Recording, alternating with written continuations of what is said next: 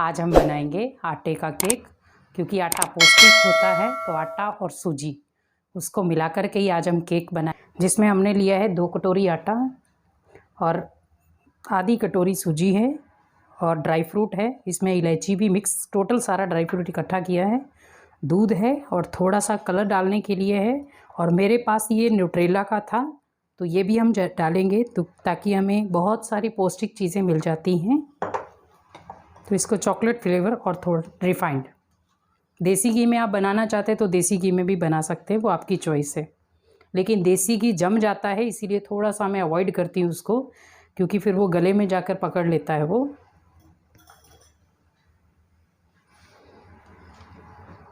तो स्टार्ट करते हैं। पहले आपको, जैसे आपने 2 कटोरी आटा और आधी कटोरी सूजी ली है तो उसमें आपको 1.5 कटोरी रिफाइंड लेना है। तो पहले आप रिफाइंड ले लें 1.5 कटोरी,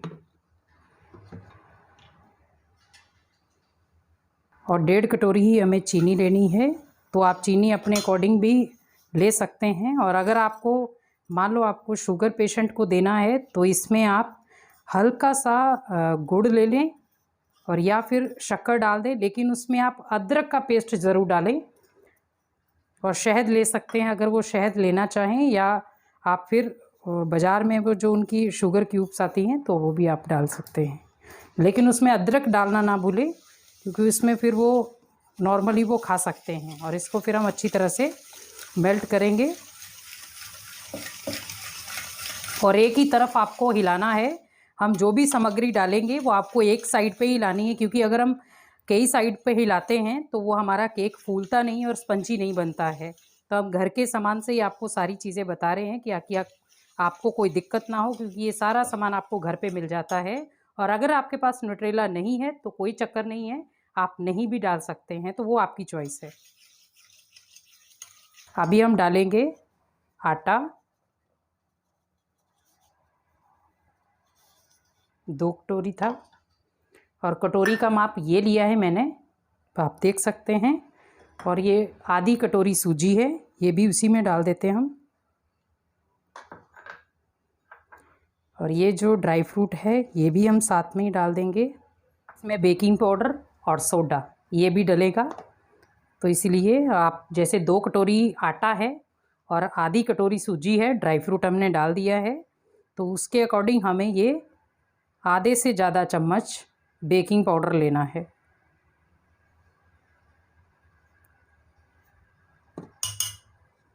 और उससे थोड़ा सा कम आपको सोडा लेना है,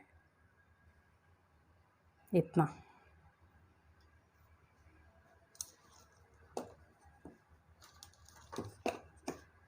और फिर आप थोड़ा सा न्यूट्रेला डाल दें इसमें, और इसमें हम थोड़ा सा न्यूट्रेला डाल देंगे ताकि उससे बहुत अच्छा टेस्ट भी आता है और बच्चों को भी अच्छा लगता है ये।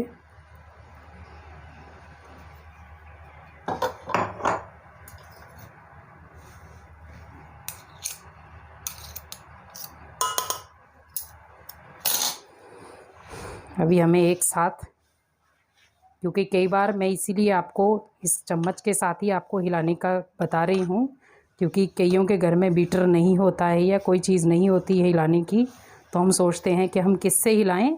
तो आप अपने हाथ की एक्सरसाइज भी हो जाएगी साथ में, और साथ में आप हिलाते भी रहें। तो एक साथ ही आपको एक हिसाब से हिलाना है। और अभी हम, जैसे आपको लग रहा है अभी हिलाने में थोड़ी सी प्रॉब्लम हो रही है, तो दूध की मात्रा हम उसी के अकॉर्डिंग देखेंगे। तो पहले हम थोड़ा सा दूध डाल देंगे, एक गिलास मैंने अभी डाला है। इकट्ठा दूध ना डालें, क्योंकि जितना इसको चाहिए होगा उतना ही वो दूध ले लेगा। तो आप देख रहे हैं कि उसको दूध अभी और भी चाहिए, तो आप दूध की मात्रा और बढ़ा सकते हैं।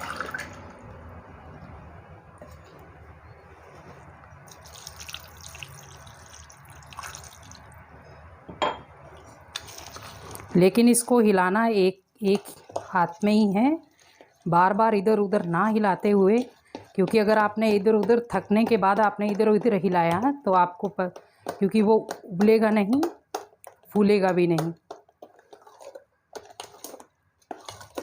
और इसको बार बार ऐसे ऐसे घुमाते जाएं, हल्का सा पतीले को टेढ़ा कर ले ताकि आपको प्रॉब्लम ना हो। और जैसे आप देख रहे हैं बहुत सुंदर लम्स बन रहे हैं, लेकिन हमने अभी हिलाया ही नहीं है, तो आप फिर से थोड़ा सा हिला दें।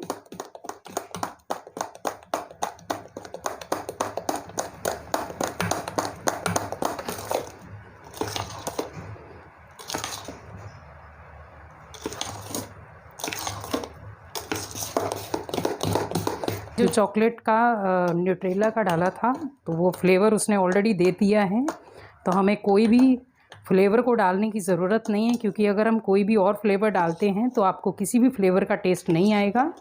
और आप देख रहे हैं ये जो आप ऊपर उठाते और नीचे गिरने तक का जो प्रोसेसिंग है, ये बड़े ध्यान से देखें, क्योंकि ऐसा ही होना चाहिए आपका केक, ना ज़्यादा पतला हो और ना ज़्यादा थिक होना चाहिए, ऐसा ही हो ताकि वो फूलने में भी प्रॉपर हो। क्योंकि अगर आपका ज़्यादा मोटा होगा तो वो फूलेगा नहीं, और अगर ज़्यादा पतला होगा तो आपकी वो गैस ज़्यादा लेगा।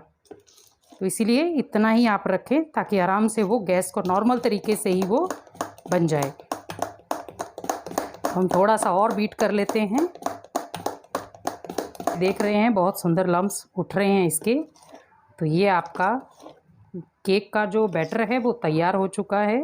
अब आप इसको डालने के लिए कोई भी आपके पास, अगर कोई केक का आपके पास नहीं सांचा है तो भी कोई बात नहीं है, आपके घर में थाली हो जिसकी किनोर हो, उस थाली में आप हल्का सा रिफाइंड या देसी घी लगाकर उसके ऊपर मैदे को डाल के आप इसको बना सकते हैं।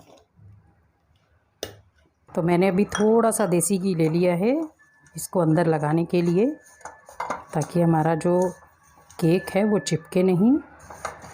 देसी घी को मेल्ट करके ही लगाएं, और उसके ऊपर हल्का सा आप मैदे को थोड़ा सा ब्रशेस कर दें, ताकि मैदा जो है वो जमने नहीं देता। साइडों पे भी लगा दें। तो अभी हम इसको इसके अंदर डाल देते हैं। तो आप देख रहे हैं कि वो डलने के बाद कैसा सुंदर दे रहा है।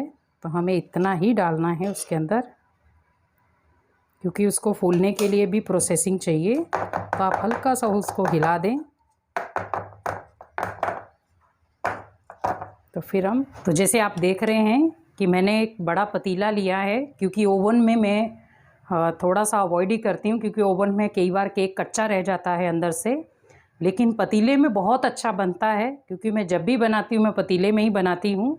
तो अभी जैसे आप देख रहे होंगे, आप रेत डाली है, तो रेत को आप कम से कम इतनी उंगली आपकी डूबी हुई होनी चाहिए रेत में, और बीच में आपने स्टैंड रख दिया है, और स्टैंड के ऊपर हम रख देंगे केक। और फिर आप कम से कम भी 15-20 मिनट के लिए इसको ढक दें और आँच को फुल रहने दें, क्योंकि आप कम से कम 15 मिनट आँच को फुल रखें और उसके बाद फिर आप आँच को मध्यम कर दें। तो जैसे आप देख सकते हैं हमारा केक बहुत सुंदर तैयार हो गया है। तो इसीलिए हमें उस केक का जो आपको मेथड बताया है, तो ये आप आराम से अपने बच्चों को भी खिला सकते हैं, क्योंकि इसमें दोनों ही पौष्टिक चीज़ें हैं, एक आटा है, दूसरा सूजी है। तो अगर आप देसी घी डालना चाहते हैं तो कोशिश यही करें कि वो आप जब देसी घी का बनाते हैं तो गर्मियों में बनाएं, सर्दियों में ना बनाएं, क्योंकि सर्दियों में देसी घी जम जाता है, जो बहुत प्रॉब्लम करता है कई बार। तो इसीलिए सर्दियों में आप रिफाइंड, वो भी अच्छे वाला जो भी आप लेना चाहें, और देसी घी आप गर्मियों में डालें तो बेटर रहेगा। हम इसको थोड़ा सा सजाएंगे, और सजाने के बाद फिर मैं आपको बताऊंगी कि इसके अंदर जो फ्लफ़ी पना है और इसके अंदर जो बेस हमने बनाया है वो कितना सॉफ्ट है। आप देख सकते हैं हमने जो केक बनाया था उसको हल्का सा डेकोरेशन किया है, और आप कितने सुंदर स्मूथली तरीके से उसकी कटिंग हो रही है। तो इसी प्रकार आप आटे का केक बना सकते हैं, और आप देख रहे हैं कितना स्पॉन्जी है वो। तो इसीलिए बच्चे अगर नहीं खाते हैं आपके, जैसे कई बार रोटी चपाती खाने में आनाकानी करते, तो ऐसी चीज़ें बनाएं जो वो आराम से खा भी पाएँ, क्योंकि इसमें कोई भी ऐसी चीज़ नहीं है जो आप नहीं बच्चे ना खा सके। आटा और सूजी और दोनों ही पौष्टिक है। तो इसीलिए घर पे ज़रूर ट्राई करें, और बच्चों के बर्थडे आने पर भी आप कोशिश यही करें कि अपने घर का ही केक बनाया हो, ताकि वो प्यार से खा सके उसको और पौष्टिक भी हो। ओम शांति।